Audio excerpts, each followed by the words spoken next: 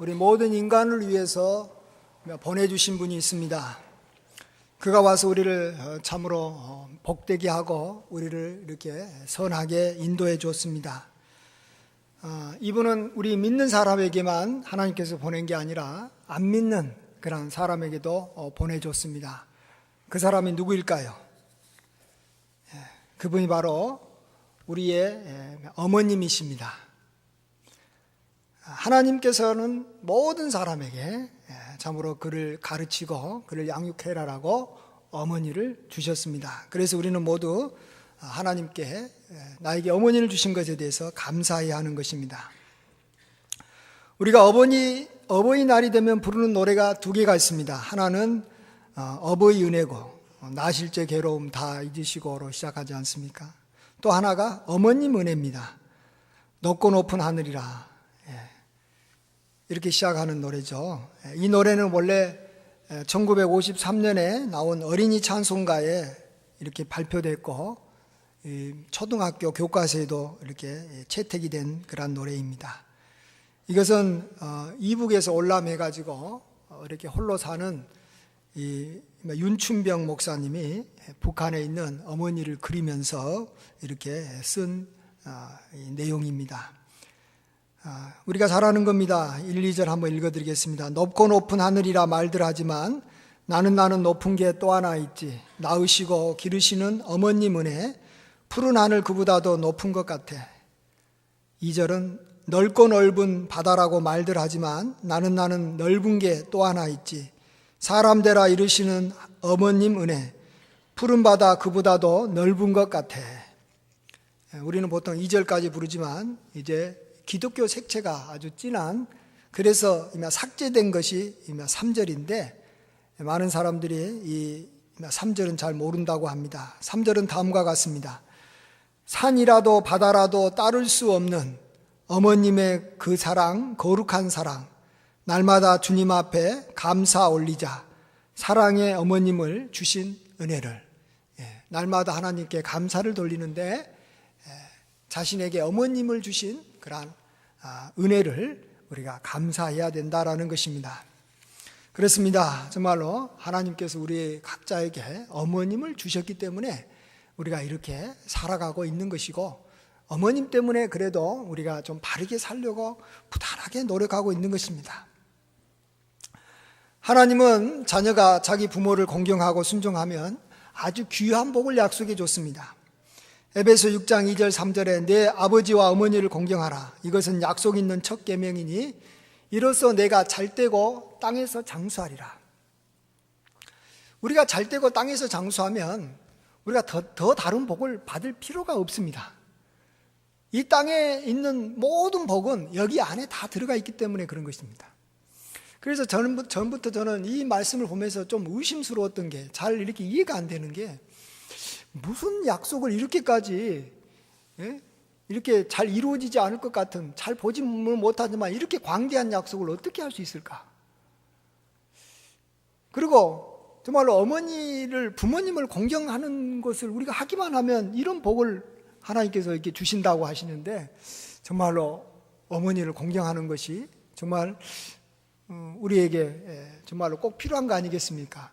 근데 실질적인 삶에서 보면 우리가 잘되고 장수하는 복을 누리지 못하는 경우가 참 많이 있습니다. 나름대로는 부모님 앞에 순종한다고 하는데 우리가 잘되고 이렇게 장수하는 복을 잘 못 누리지 않습니까?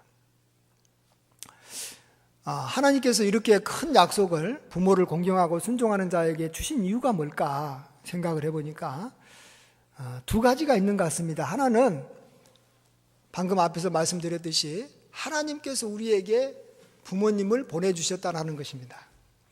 그래서 우리가 부모님에게 순종한다는 것은 부모님을 우리에게 보내주신 하나님께 순종한다는 것이죠. 하나님이 누군가를 보내줬는데 그를 가지고 기쁘게 그를 영접하면 결국 하나님은 그를 기뻐하셔서 마음껏 그에게 축복해 주는 것입니다. 그래서 우리가 잘되고 땅에서 장수하게 되는 복을 주시겠다라는 것입니다. 두 번째로 이렇게 큰 복, 여러 가지 복 중에서 정말로 엄청난 복 아닙니까? 우리가 잘되고 땅에서 장수하는 복보다 더 큰 복이 어디 있겠습니까? 이렇게 큰 복을 주신 이유는 이 계명이 지키기가 굉장히 어렵기 때문에 또한 하나님께서 우리에게 큰 복을 주신 것입니다. 우리가 다른 사람은 잘 순종할 수 있을지 몰라도 참 어머님만큼은 순종을 하기가 굉장히 어렵습니다. 그것은 우리가 잘 아는 대로 어머님이 우리에게 하는 말들이 늘 우리 마음을 아프게 합니다. 어머님의 잔소리가 우리를 힘들게 하지 않습니까? 일찍 일어나라. 일찍 일어나라는 말을 부모님 외에는 안 해요. 어떤 친구나 스승도 일찍 일어나라, 일찍 자라 이런 말 합니까? 밥 좀 먹어라 이런 말은 어머님만 하고 아버지만 하지 어떤 형제들도 안 해요. 어떤 사람도 안 해요. 우리 그 말 듣기가 싫은 거예요. 이제 좀 놀지 말고 좀 일 좀 해라. 우리 그 말을 듣기가 힘든 겁니다. 우리가 만나는 사람들은 다 우리에게 좋은 말을 해줍니다. 그리고 우리에게 좋은 말을 안 해준 사람은 우리가 안 만나버립니다. 그래서 나에게 이렇게 잘 이렇게 맞춰주는 사람이 항상 우리 곁에 있습니다.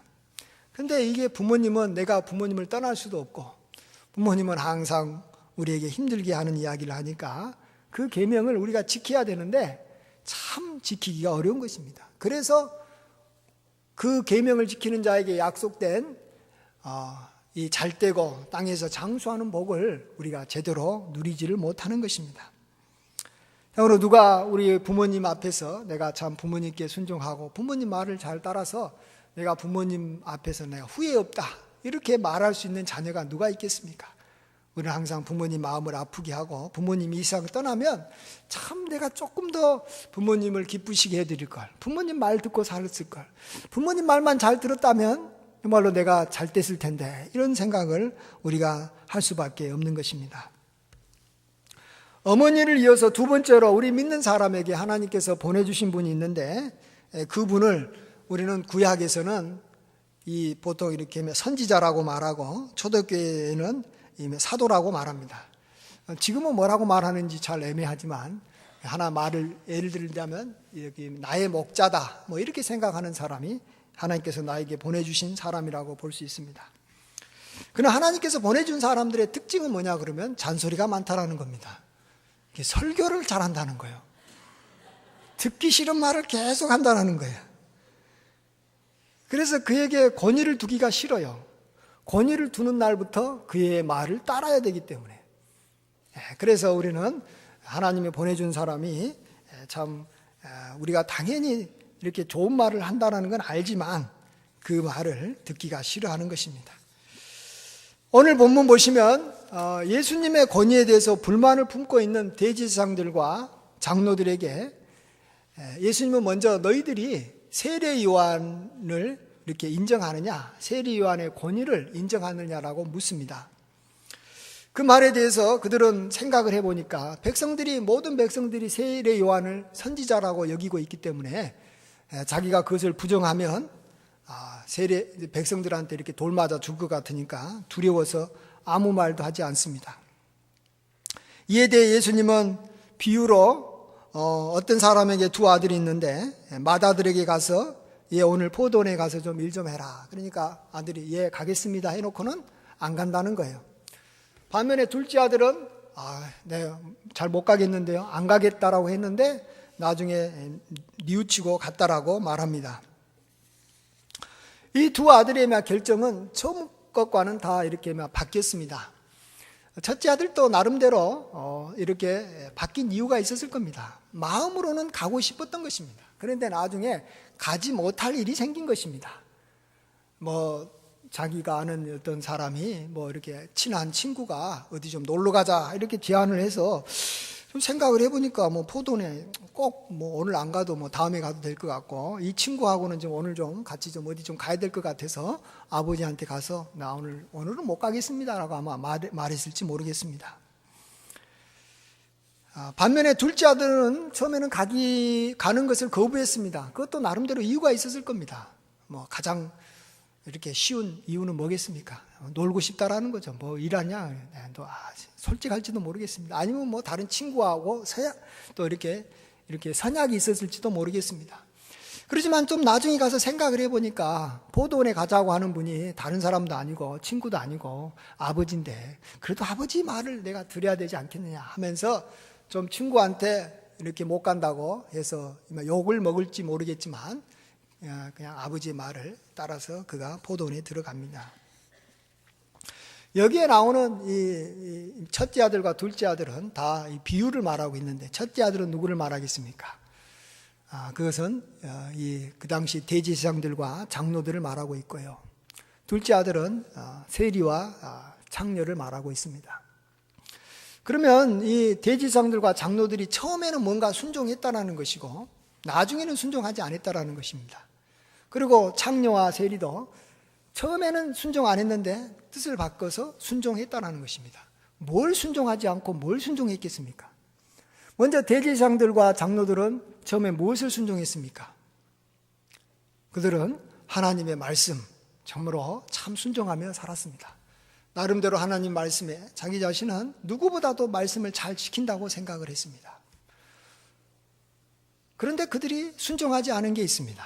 그건 바로 세례 요한을 받아들이지 않은 것입니다. 다른 사람들은 세례 요한을 선지자라고 인정하는데 자기들은 선지자로 인정하지 않은 것입니다. 그것도 이유가 있었을 겁니다. 세례 요한을 선지자로 인정한다면 그의 말을 인정해야 되는데 그 말을 그가 하는 말이 인정할 수 없는 말을 하는 거예요. 자기는 하나님 말씀 잘 지킨 줄 알고 있었는데 세례 요한은 자기에게 회개하라 이야기를 하는 거 아닙니까? 그것도 사람들 앞에서 자기가 죄인이라고 회개, 세례까지 받아라는 거예요. 자기가 도저히 이해가 안 되는 거죠. 그래서 그들은 세례 요한을 받아들이지 않은 것이고 또 세례 요한이 또 예수님에 대해서 자꾸 증거하지 않습니까? 예수님은 나보다 더 크신 분이시고 세상 죄를 지고 가는 어린 양이라고 이렇게 아무리 말해도 세례 요한을 그가 선지자로 인정하지 않으니까 그리스도로 오신 예수님도 그들은 인정할 수가 없었던 것이고 또 예수님께서 하신 말씀들이 자기들의 생각과는 자꾸 이렇게 틀리니까 안식일을 자꾸 이렇게 범해라 하는 쪽으로 이렇게 이야기하시는 거라든지 여러 가지 마음에 안 드는 것들이 있어서 예수님을 이렇게 받아들이지 않은 것입니다.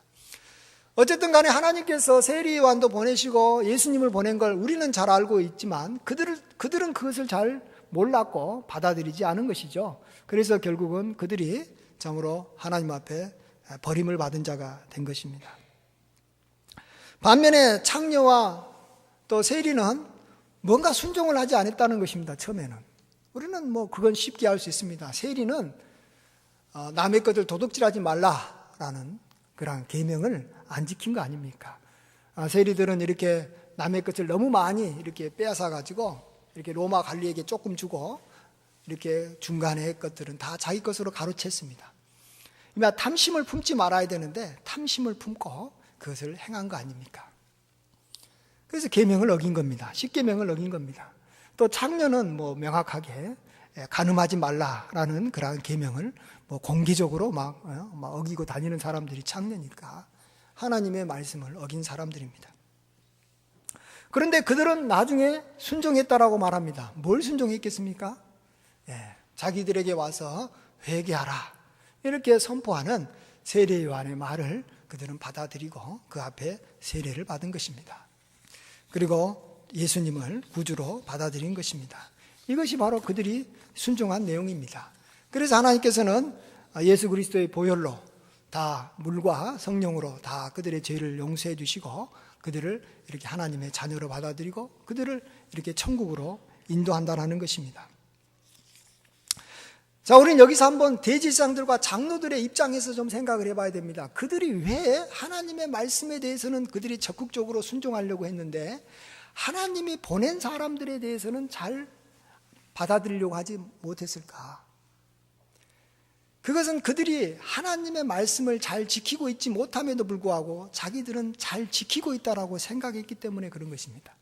선지자들이 와서 하는 말이 대체적으로 하는 말이 뭐냐 그러면 너희는 죄인이다. 회개하라.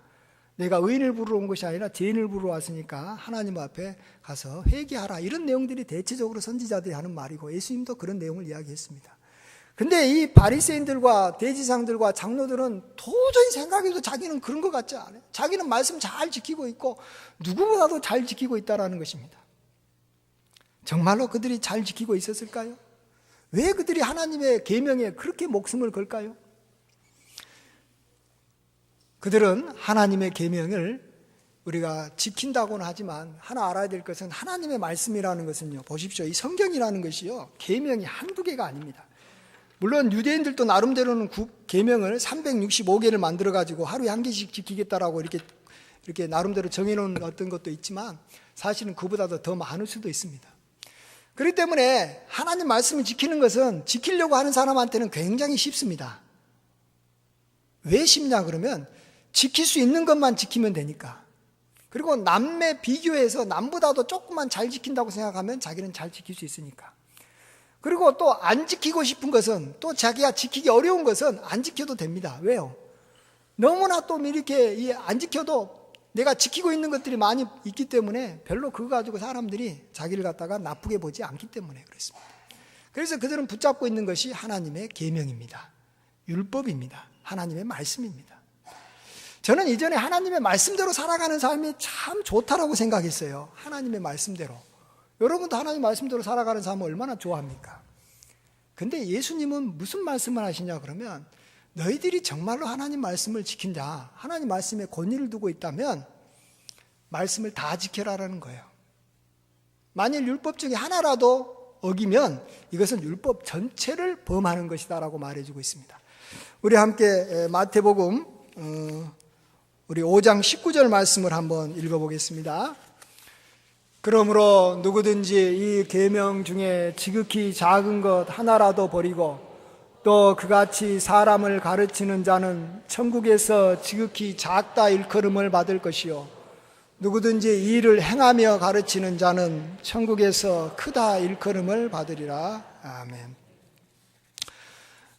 바리새인들, 대제사장들은 대체적으로 자기가 생각해 봐서 큰 것들은 지켰는데 자기가 봤을 때 작은 것들은 안 지킨 거예요.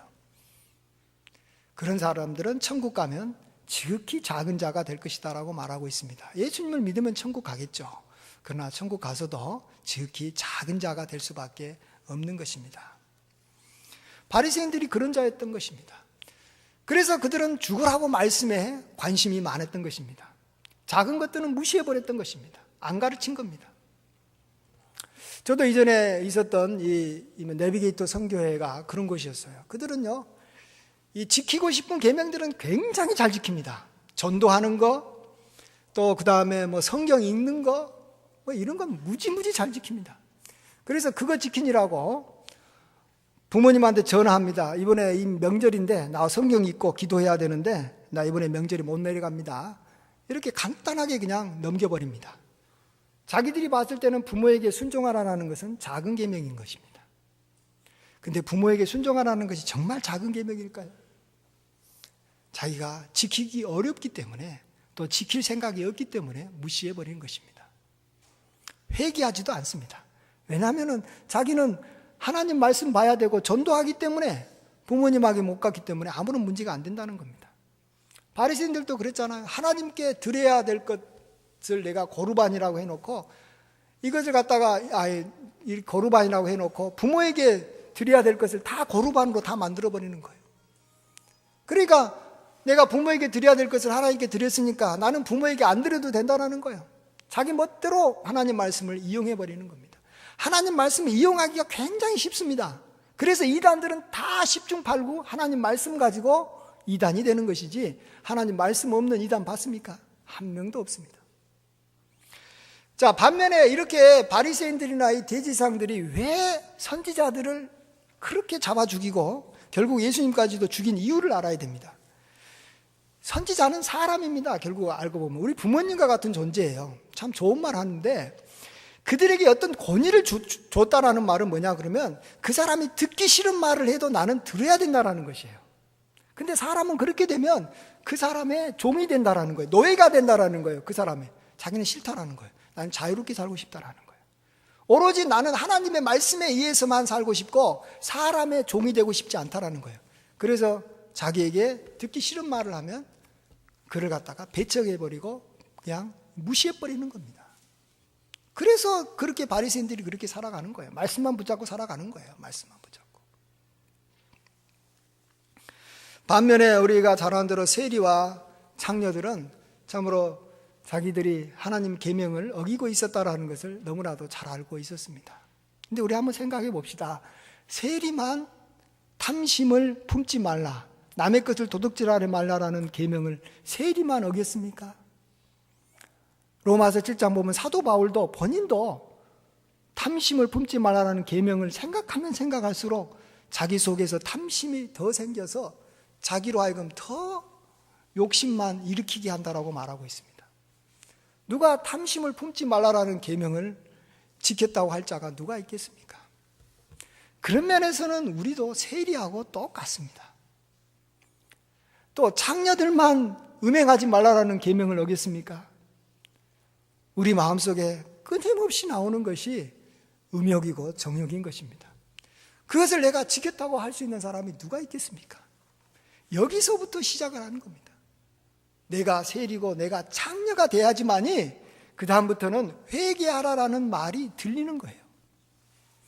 그리고 그 사람을 내가 따르고 싶은 마음이 생기는 거야. 아, 저 사람이 진짜 나를 사랑하는 사람이구나. 정말로 나의 죄를 진정으로 가르쳐줘서 그 죄로부터 벗어나게 해주는 사람이 바로 저 사람이구나 라고 생각하는 거예요. 그래서 세리와 창녀들은 세리 요한을 따르기 시작했습니다. 그리고 예수님을 따르기 시작했습니다. 따른다는 말은 뭡니까? 그의 말을 듣는다는 거예요. 하나도 안 빠뜨리고 듣는다는 거예요. 그게 쉬운지 아십니까? 세리 요한을 따르는 게 쉽겠습니까? 예수님을 따르는 게 쉽겠습니까? 어렵습니다. 사실은 계명을 지키는 것보다 훨씬 더 어렵습니다. 아까도 말씀드리지만 계명은 자기가 취사 선택을 할 수 있지만 선지자는 취사 선택할 수가 없는 것입니다. 그에게 권위를 두면 할 수 없이 자기를 부인하고 그 사람의 말을 따라야 되는데, 예수님께서 하시는 말씀도 만만치가 않습니다. 세리 요한이 가르치는 교훈들이 굉장히 수준이 높습니다. 그래도 그들은 이를 악물고 세리 요한을 따르고 예수님을 따랐지 않습니까? 그들이 진정 계명을 지키는 자인 겁니다. 여러분도 바리새인과 장로의 길을 갈 수도 있습니다. 대부분은 그 길을 가고 싶어 합니다. 나는 내가 좋아하는 계명을 잘 지켜서 사람들에게도 인정받고 하나님께서도 나를 인정해 주겠지. 사람은 인정할지 모르겠지만 바리새인의 길을 가면, 장로의 길을 가면 하나님은 인정하지 않습니다. 우리는 다 세리의 길을 가야 됩니다. 우리는 다 창녀의 길을 가야 된다는 것이에요. 내가 행함으로는 지키지 못했을지 몰라, 잘 지켰는지는 몰라도 실제 내 심령은 부패해졌고 나는 탐심과 정욕에 사로잡혀 있다는 것입니다. 그래서 그것을 인정하고 그것을 지적하는 사람에게 내가 이렇게 마음을 두고 권위를 두는 것입니다. 이 시대에는 선지자도 없습니다. 죄를 책망하는 사람도 사실은 없습니다. 다 각자 자기 욕심에 따라서 자기 마음대로 살아갑니다. 지금 시대가 그런 시대입니다. 그래서 주님께서는 목자 없는 양과 같다. 그래서 고생하며 유리하는 것입니다. 자기 마음대로 살아갑니다. 자기 마음대로. 그러면서 그들은 하나님의 말씀대로 살았다라고 자기 자신을 합리화시키는 것입니다. 그때 우리는 다시 한번 내가 정말로 지극히 작은 계명까지도 내가 지켰는가를 생각해 봐야 됩니다. 내가 좋아하는 계명, 내가 잘 지키는 계명을 지켰느냐 하는 것은 물론 좋은 일입니다. 순종한 것입니다. 그러나 하나님은 결코 그것만 보시지 않는다는 것입니다. 작은 계명, 사실은 작은 계명 중에서 가장 큰 계명이 사실은 하나님께서 보낸 사람을 순종했느냐라는 것입니다. 다른 건 몰라도 우리는 우리에게 제일 먼저 우리에게 보내주신 분이 누구라고요?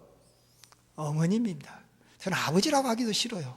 아버지는 아닌 것 같아요. 저도 아버지지만 아닌 것 같아요. 최소한 어머님만큼은 우리가 정말로 후회 없이 그를 공경하고 순종해야 됩니다. 정말 어머님을 정말로 두려워할 줄 알아야 됩니다. 누가 근데 어머님 앞에서 내가 당당하게 지켰다고 할 수 있겠습니까? 그런 사람은 하나님으로부터 축복을 받는 걸 통해서 자기 자신을 증명해야 됩니다. 내가 어머니를 섬겼다고 섬긴 게 아닙니다. 그 약속을 누려야 되는 것입니다. 잘 되고 땅에서 장수해야 되는 것입니다. 나는 어머니를 잘 순종하고 복종했는데 잘 되고 이게 장수하지 못했다. 그러면 그건 하나님은 거짓말장인 것이죠. 아니면 내가 내 자신을 스스로 속이고 있는 것입니다. 정말로 우리는 하나님의 계명을 지키기는 어렵지 않습니다. 자기가 원하는 것만 지키기 때문에. 그러나 하나님이 보내준 사람을 따르기는 진짜 어렵습니다.